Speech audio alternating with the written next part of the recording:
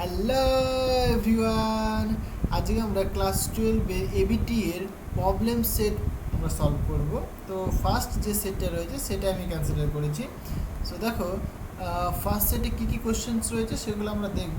So তোমাদের এখানে কিন্তু অনেকগুলো সেকশনে ভেঙে দিয়েছে, তোমরা জানো নিশ্চয়ই।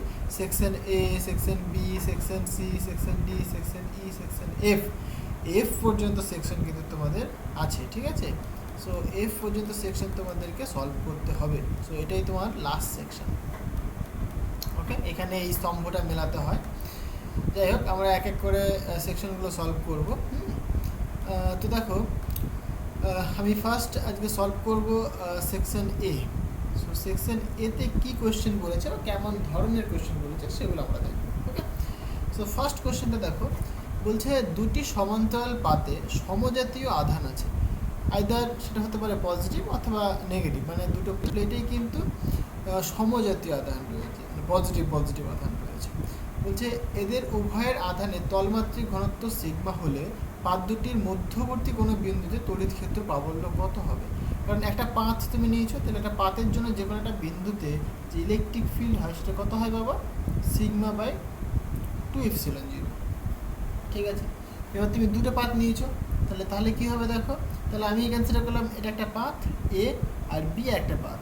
তাহলে এখানে পজিটিভ চার্জ রয়েছে, এখানে পজিটিভ চার্জ রয়েছে, এবং এর যে তলমাত্রিক ঘনত্ব বা সারফেস চার্জ ডেন্সিটি সিগমা, এটা সিগমা। তাহলে এর জন্য এই পয়েন্টে যে ইলেকট্রিক ফিল্ড পাবো সেটা কত ধরলাম, সেটা ধরছি আমি সাপোজ এটা হবে সিগমা বাই 2ε0, আর এটার জন্য সিগমা বাই 2ε0। বাট এ কী করবে, এটাকে এদিকে ঠেলবে, আর এ কী করবে, এটাকে এদিকে ঠেলবে, তাই না? তাহলে নেট যে electric field at this point সেটা কত হবে? জিরো হবে, কারণ দুজনের ভ্যালু সেম। সুতরাং এটা তোমার আনসার হবে। ওকে, তাহলে জিরো তোমার আনসার হবে। হ্যাঁ, নেক্সট কোশ্চেন দেখো, এই কোশ্চেনটা খুবই ইম্পর্টেন্ট। এই ছবিটা ভালো করে তোমাকে বুঝতে হবে, এবং এই এ পয়েন্ট আর যে বি পয়েন্ট এদের মধ্যে যে বিভব প্রভেদ সেটা তোমাকে বের করতে হবে। দেখো ছবিটা একটু ভালো করে বোঝো। ছবিটা কি বলেছে, এখানে একটা ব্যাটারি দিয়েছে, ব্যাটারির 6 ভোল্ট মানে ভোল্টেজ। এখানে একটা রেজিস্টার লাগিয়েছে, সেই রেজিস্টারটা রেজিস্ট্যান্স বলছে 2 ওহম। এখানে একটা ব্যাটারি লাগিয়েছে যার ভোল্টেজ হচ্ছে তোমার 9 ভোল্ট। এটা কিন্তু উল্টোভাবে লাগানো রয়েছে, দেখতে পাচ্ছ। এটা তোমার নেগেটিভ সাইড, এটা তোমার পজিটিভ সাইড, ফাইন। আর এইটা তোমার কি, এটা রেজিস্টার যার রেজিস্ট্যান্স বলে দিয়েছে 0.7 ওহম। আচ্ছা, এইখানে কিন্তু কারেন্টটা তোমাকে বলে দিয়েছে যে কারেন্ট ফ্লো করছে বাবা 3 অ্যাম্পিয়ার, ফাইন। তাহলে তোমাকে বের করতে হবে এ পয়েন্ট আর যে বি পয়েন্ট এর মধ্যে যে মানে এর যে পোটেনশিয়াল ডিফারেন্স, মানে ভি এ মাইনাস ভিবি, এই যে দুটো পয়েন্টের মধ্যে যে পোটেনশিয়াল ডিফারেন্স সেটা তোমাকে এখানে বের করতে হবে। ওকে, তাহলে কারেন্টটা আমরা জানি, কোনো অসুবিধা নেই। তাহলে এই যে এখানটায় আমি যদি ইকুইভ্যালেন্ট রেজিস্ট্যান্স ক্যালকুলেট করি তাহলে কত হবে দেখো, এরা সিরিজে কানেক্ট রয়েছে। তাহলে আমি সিম্পলি বলতেই পারি এরা সিরিজ কম্বিনেশন। সুতরাং সিরিজ কম্বিনেশনের ক্ষেত্রে কী হয়, জাস্ট সিম্পল যোগ হয়ে থাকে। আমি সেটাই করেছি, তাহলে সেটা করে আমি ইকুইভ্যালেন্ট রেজিস্ট্যান্সটা বের করে দিয়েছি, ফাইন। এবার দেখো কী করেছি, জাস্ট কিছুই না, এই যে ব্যাটারি 6 ভোল্টের যে ব্যাটারিটা তার অ্যাক্রসে পোটেনশিয়াল ড্রপ কতখানি। তাহলে আমি বলতে পারি যে ভি এ, আর এখানে আমি নাম দিয়েছি, এই পয়েন্টটাকে সি বলেছি, এই পয়েন্টটাকে ডি বলেছি, এই পয়েন্টটাকে আমি ই বলেছি। ওকে, কারণ ভোল্টেজে ডিভাইডেড করার জন্য আমি এরকম করেছি। তাহলে এই যে 6 ভোল্টের যে ব্যাটারিটা তার অ্যাক্রসে যে পোটেনশিয়াল ড্রপ সেটা বলবো আমি ভি এ মাইনাস ভিসি, সেটা এখানে 6 ভোল্ট, সেটা আমি লিখেছি 1 নম্বরে। আর এই যে রেজিস্টারের অ্যাক্রসে ভোল্টেজ ড্রপ কতখানি হয় বাবা, ভিসি মাইনাস ভিডি হবে, সেটা আমি লিখেছি এখানটায়। তাহলে সেটা কত হবে, কারেন্ট ইন্টু রেজিস্ট্যান্স হবে। কারেন্ট আমরা জানি 3, রেজিস্ট্যান্স আমরা জানি 2, তাহলে মাল্টিপ্লাই করে দিয়ে 6 হয়ে যাবে, ঠিক আছে, 6 ভোল্ট হবে এখানে। সিমিলারলি এখানে দেখো উল্টো দিকে কিন্তু রয়েছে এটা, তাহলে এখানে একটা নেগেটিভ আসবে। যাই হোক, তাহলে আমি এখানে লিখবো কি VD minus V that is equal to -9, because opposite direction. কারণ এখানটা দেখো আমি এদিকটাকে যদি পজিটিভ হিসেবে কনসিডার করি, মানে এদিকে কারেন্ট ফ্লো করছে, বাট এটা কিন্তু অপোজিট দিকে রয়েছে তাই না। সুতরাং এখানে একটা মাইনাস সাইন আসবে, অটোমেটিক্যালি এখানে একটা মাইনাস সাইন আসবে, সেখানে একটা মাইনাস সাইনটাই বলতে পারবে। আর লাস্টের ক্ষেত্রে একই রকমভাবে আমরা বলতেই পারি যে ভিই মাইনাস ভিবি সেটা ইকুয়াল টু আই ইন্টু আর।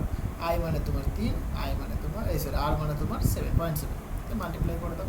এইবার এই যে ইকুয়েশনগুলো 1, 2, 3, 4 নম্বর ইকুয়েশন সবাইকে যোগ করে দাও। যোগ করে দিলে তুমি দেখতে পাবে যে ভি এ আর ভিবি ছাড়া বাকি সবাই কেটে যাবে। ঠিক আছে, তাহলে যোগ করে দাও, সিম্পল যোগ করলে পরে তোমার আনসার আসবে 5.1 ভোল্ট। 5.1, ওকে, কিছুই না, একদম সিম্পল কোয়েশ্চেন, আশা করে বোঝাতে পারলাম এবং পজিটিভ হবে। 3 নম্বর কোয়েশ্চেনটা কী বলছে, বলছে একটি বাড়িতে 220 ভোল্ট সরবরাহ লাইনের সুরক্ষার জন্য 9 অ্যাম্পিয়ারের ফিউজ তার লাগানো হয়েছে। ঠিক আছে, এখানে তুমি ফিউজ তার লাগিয়েছো, ওকে।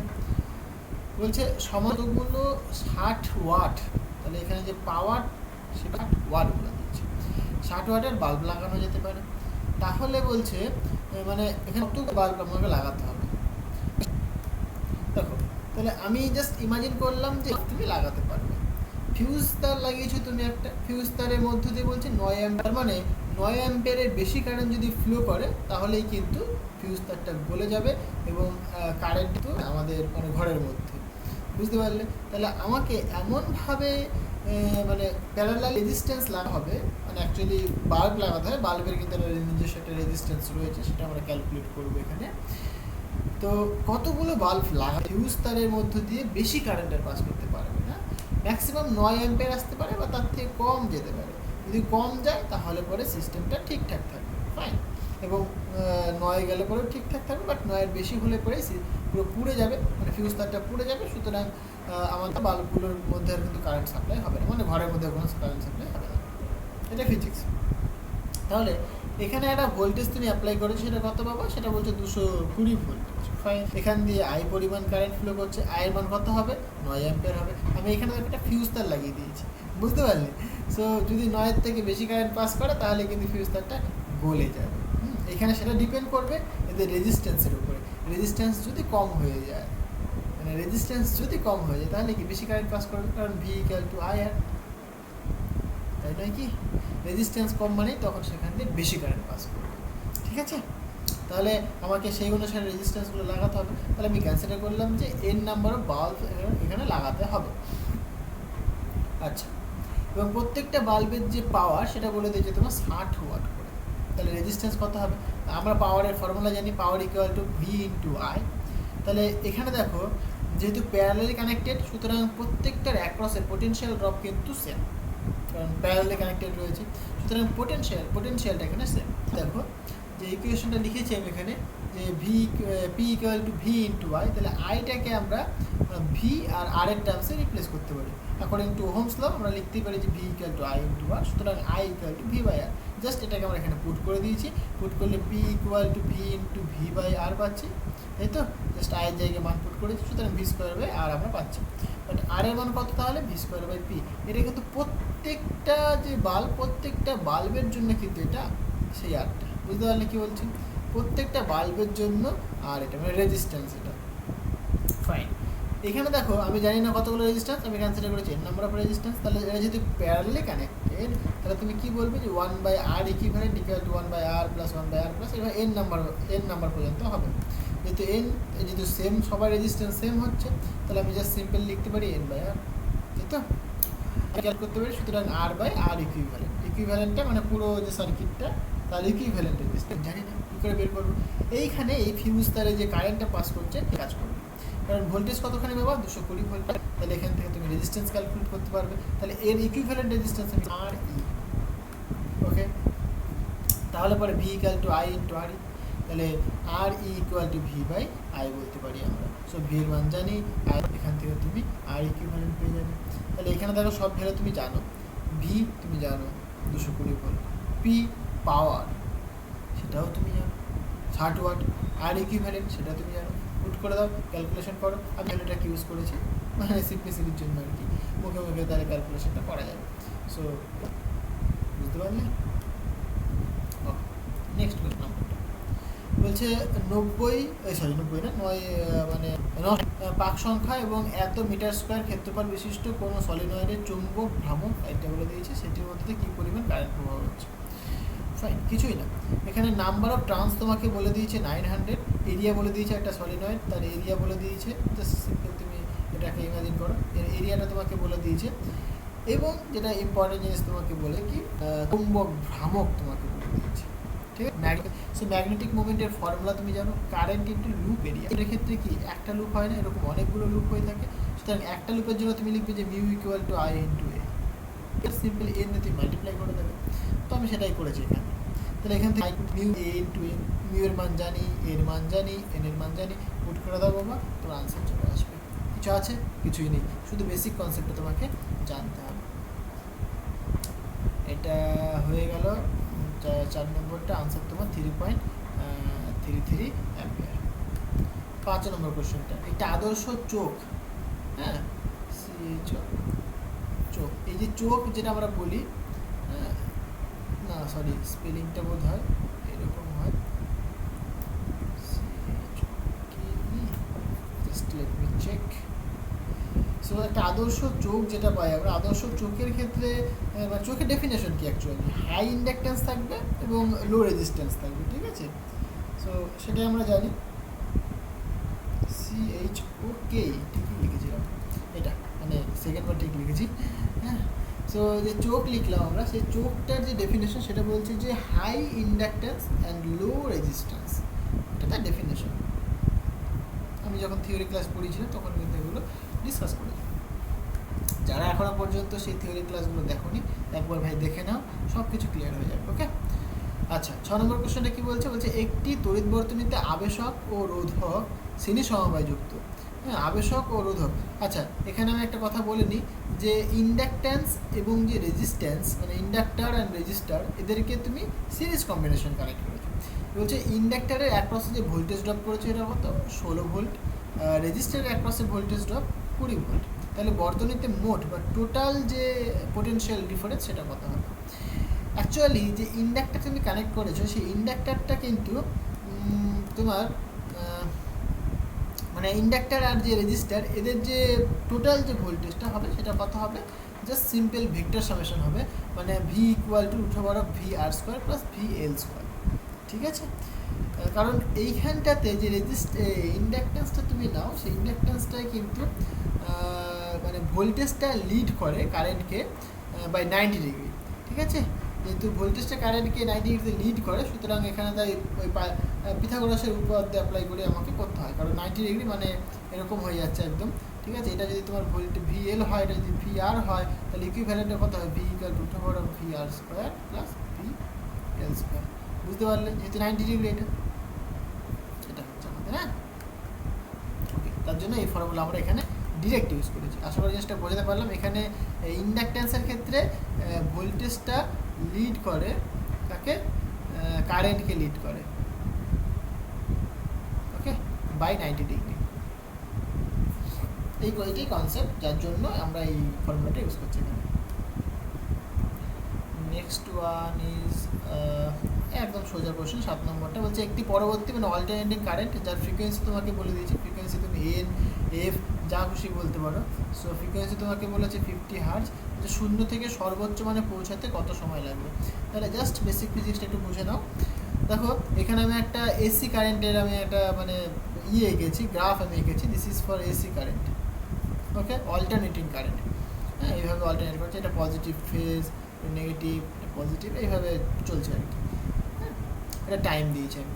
সো একটা কমপ্লিট ওয়েভ মানে এই যে আসলো, এইখানে আসলো, এটা একটা কমপ্লিট মানে ওয়েভ বা বলতে কমপ্লিট অসিলেশন হলো। সো এইটা মানে একটা কমপ্লিট অসিলেশন হতে যে সময় লাগছে সেটাকে বলে আমরা টাইম, সেটাকে আমি টি দিয়ে লিখেছি। এইটা যেহেতু টাইম অ্যাক্সিস, তো এটা টি। আমি যদি লেন্থ বলি তাহলে এখান থেকে এইটুকুনি, এটাকে বলবো আমরা ওয়েভ লেন্থ। ক্লিয়ার হয়েছে?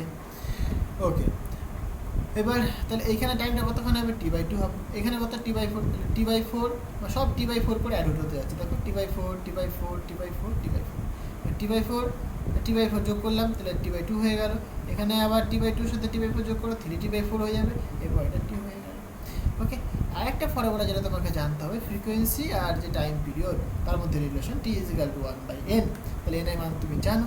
এবার তাহলে টি মানে আমাকে বলেছে কি 0 থেকে প্রথম ম্যাক্সিমাম যা, তাহলে 0 মানে এটা তোমার এখান থেকে প্রথম ম্যাক্সিমাম এটা, তাহলে এখান থেকে এটা আসতে কত সময় লাগবে বাবা, T/4, তাহলে T5 = T/4, তাহলে টি এর মান তুমি জানো, পুট করে দাও, আনসার চলে আসবে তোমার, ওকে। এম হচ্ছে তোমার মিলি, মানে 1 মিলি সেকেন্ড মানে 10⁻³ সেকেন্ড। 10 নম্বর কোশ্চেনটা দেখো, 10 নম্বর বলতে তোদের 9 নম্বর আছে, তো 8 নম্বর 9 নম্বর আছে। আচ্ছা, এগুলো জাস্ট নর্মাল কোশ্চেন। বলছে নিম্নের কোন তড়িৎচুম্বকীয় তরঙ্গ বা সূর্য থেকে নির্গত হয়ে গ্রিন হাউস ইফেক্টের দরুন পৃথিবীর বায়ুস্তরকে উত্তপ্ত করে? যখনই হিটের প্রসঙ্গ আসবে না, হিট মানে তুমি বুঝবে ইনফ্রারেড। কি বললাম? হিট মানে তোমার ইনফ্রারেড, ইনফ্রারেড মানে তোমার অবলোহিত রশ্মি, বাংলা সেটাকে বলে অবলোহিত রশ্মি, অবলোহিত রশ্মি। হ্যাঁ, লোহিত মানে রক্তকণিকা টাইপের এরকম, যাই হোক সেরকম ব্যাপার নয়। সো ইনফ্রারেড, হ্যাঁ ইনফ্রারেড আমাদের কি শরীরে হিটের অনুভূতি যোগায়। সূর্য থেকে যে আলো আসছে সে আমাদের ইনফ্রারেড রশ্মিটার জন্য আমাদের গরম লাগে। 9 নম্বর কোশ্চেনটা কি বলছে? শূন্য মাধ্যমে কোনো তড়িৎচুম্বকীয় তরঙ্গের চৌম্বক ক্ষেত্র সংশ্লিষ্ট গড় শক্তি ঘনত্ব কত? এটা তোমরা জানো, বি স্কোয়ার বাই, যেহেতু চৌম্বক ক্ষেত্র বলেছো তাহলে তুমি লিখবে half B square by mu zero. যদি ইলেকট্রিক ফিল্ডের জন্য বলতে তাহলে বলতে তুমি half epsilon zero square. Clear হয়েছে? Okay fine.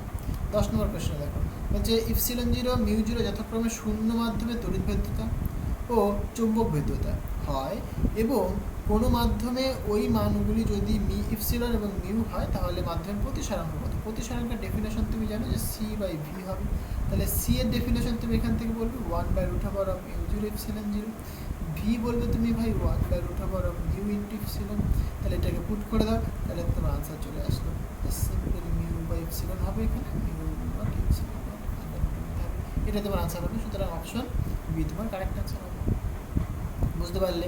কিছুই নেই, সিম্পল জিনিস, শুধু এই যে বেসিক যে ফর্মুলা, এই ফর্মুলাগুলো তোমাকে জানতে হবে। হ্যাঁ, অনেকে কিন্তু রিফ্র্যাক্টিভ ইন্ডেক্সের ডেফিনেশন ভুল করে, অনেকে ভি বাই সি করে দেয়, কিন্তু সেটা ভুল। একটুখানি ভেবে দেখো কেন ভুল। কারণ সি হচ্ছে তোমার ম্যাক্সিমাম স্পিড, তাই তো? ভি কিন্তু কখনোই সি এর থেকে বড় হতে পারে না, C always greater than V, আর এন অলওয়েজ গ্রেটার দ্যান 1। তাহলে পরে একটু হিসেব করে দেখো দেখি, যদি সিটাকে তুমি নিচে দাও সেটা কি পসিবল? সিটাকে নিচে দিলে বাবা ভি এর মানটা মিডিয়ামে বেশি হয়ে যাবে, সেটা কখনোই পসিবল নয়। ওকে, একটুখানি ভাবো তাহলে বুঝতে পারবে। সেকশন নাম্বার বি, এখানে জাস্ট এই দাবি দেবে একটা আর একটা যুক্তি দেবে, সব মেলাতে হবে আর কি। এখানে কোশ্চেনটা কি বলেছে? 11 নম্বর কোশ্চেনটা বলছে একটা দাবি দিয়েছে যে আবদ্ধ তলে যদি কোনো আধার না থাকে তবে আবদ্ধ তল থেকে নির্গত মোট তড়িৎ ফ্লাক্স শূন্য হবে। কথাটা ভুল কিছু বলেনি। আমি যদি এমন একটা ক্লোজ সারফেস কনসিডার করি এবং এখানে যদি কোনো চার্জ না নিয়ে যাবে তাহলে কি এর মধ্যে যা ফ্লাক্স যাবে সেটা কি জিরো হবে, কারণ যে পরিমাণ ঢুকছে ঠিক সেই পরিমাণ বেরিয়ে যাচ্ছে, সুতরাং নেট ফ্লাক্স জিরো। সো কথাটা সত্য, কথাটা ট্রু।